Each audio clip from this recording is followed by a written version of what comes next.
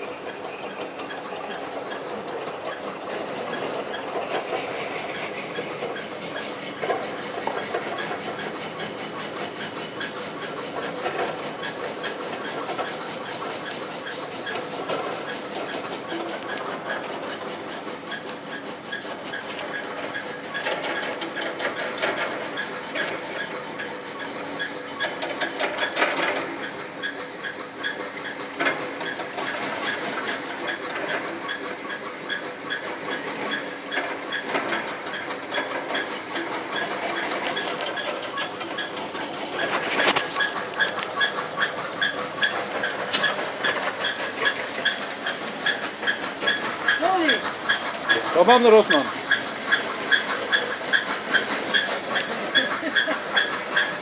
Ha, lak vur lak, lak vur lak.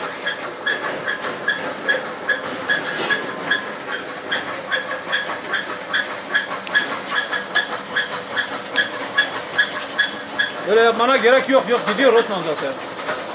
Abi tane şey olmaz. Ha, üstü kabuk bağlamasa yeterdir. Ha.